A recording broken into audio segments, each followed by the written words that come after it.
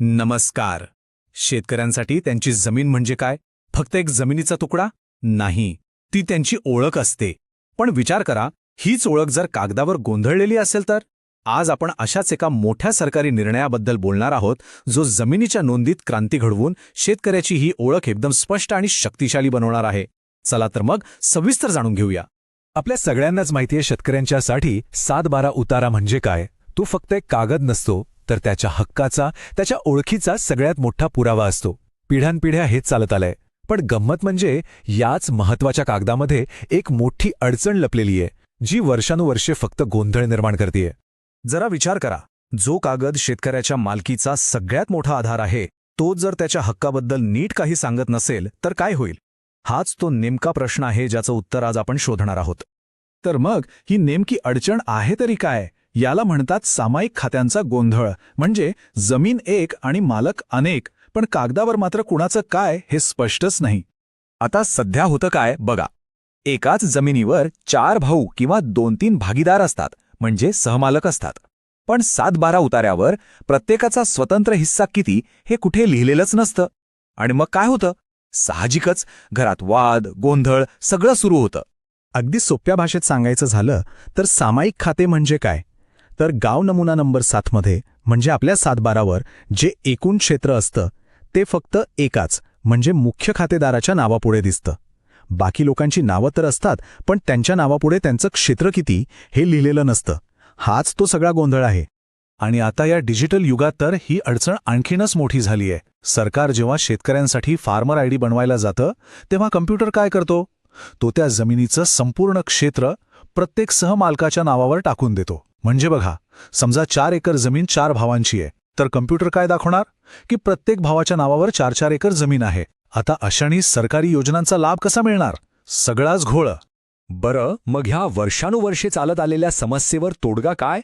तर यासाठीच शासनाने आता एक खूप मोठं आणि ऐतिहासिक पाऊल उचललंय.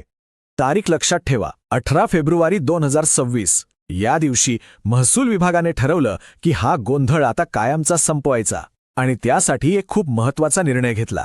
आणि हा निर्णय म्हणजे फक्त काहीतरी घोषणा नाहीये, तर याला कायद्याचा एकदम पक्का आधार आहे. महाराष्ट्र जमीन महसूल अधिनियम 1966 मध्ये एक कलम आहे, कलम 85. हे कलम सरकारला जमिनीचे हिस्से पाडून देण्याचा अधिकार देतं. आणि याच कायद्याचा आधार घेऊन हे नवीन परिपत्रक काढण्यात आलं आहे. तर मग हा नवा नियम नेमका काय सांगतो? अगदी एका वाक्यात सांगायचं तर आता प्रत्येक सहहिस्सेदाराच्या नावापुढे त्याचा स्वतंत्र हिस्सा किती आहे हे स्पष्टपणे लिहिणं बंधनकारक करण्यात आलं आहे. विषय संपला. चला तर मग आता प्रत्यक्ष बघूया की या निर्णयामुळे कागदावर नेमका काय फरक पडणार आहे. म्हणजे आधी काय होतं आणि आता काय होणार. हा बदल कसा दिसेल हे इथे अगदी स्पष्ट दिसतंय. आधी बघा, समजा राम, श्याम आणि सीता या तिघांच्या नावावर मिळून 2 हेक्टर जमीन होती. पण कोणाचा हिस्सा किती हे काही कळत नव्हतं, सगळ्याच अंदाज. पण आता नव्या पद्धतीनुसार प्रत्येकाच्या नावापुढे त्याचा पक्का हिस्सा म्हणजे 0.66 हेक्टर स्वतंत्रपणे लिहिला जाईल.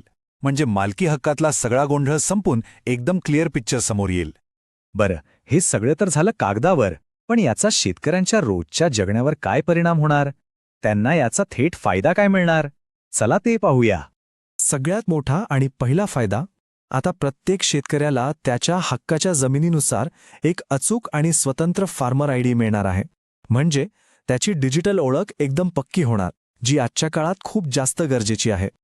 आणि एकदा का हा अचूक आयडी मिळाला की मग बघा, कृषी विभागाच्या सगळ्या योजना, अनुदान, मदत सगळं काही थेट शेतकऱ्याच्या बँक खात्यात जमा होणार.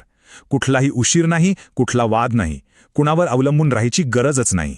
याचा तिसरा फायदा म्हणजे रोजच्या व्यवहारातली सोय. जमिनीची खरेदी विक्री करायची असेल तर सगळं काही पारदर्शक होईल.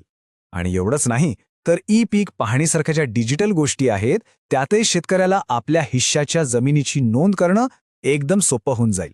उगाच डोक्याला ताप नाही.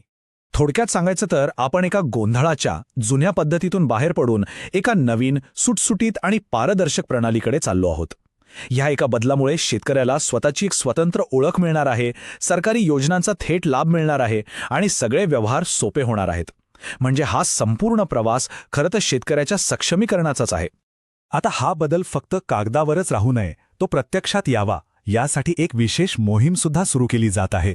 शेतकऱ्यांवरचा भार कमी व्हावा आणि ही प्रक्रिया एकदम सोपी व्हावी यासाठी सरकार स्वतः पुढे आलं आहे. प्रत्येक तालुका आणि मंडळ स्तरावर खास शिबिरं म्हणजे कॅम्प्स आयोजित केले जाणार आहेत, जिथे शेतकऱ्यांना सगळी मदत केली जाईल. आणि या मोहिमेत सहभागी होण्याची प्रक्रिया सुद्धा अगदी सोपी ठेवली आहे. काय करायचंय? फक्त आपल्या जवळच्या शिबिरात जायचं, तिथे दिलेला एक साधा अर्ज भरायचा आणि आपल्या हक्काची स्वतंत्र अशी जमिनीची नोंद मिळवायची. बस इतकंच. त्यामुळे हा फक्त एक सरकारी बदल समजू नका. हे एक मोठं मिशन आहे. एका अधिक पारदर्शक आणि खऱ्या अर्थाने सक्षम कृषी भविष्याकडे टाकलेलं हे एक महत्त्वाचं पाऊल आहे. आणि यात सहभागी होणं हे प्रत्येक शेतकऱ्याच्या हिताचं आहे. आणि जाता जाता एक प्रश्न. जेव्हा शेतकऱ्याची ओळख कागदावर इतकी पक्की आणि डिजिटल जगात इतकी स्पष्ट होईल, तेव्हा त्याच्या जमिनीवरच्या वास्तवात आणि त्याच्या आत्मविश्वासात किती मोठा बदल घडून येईल, यावर नक्कीच विचार करायला हवा.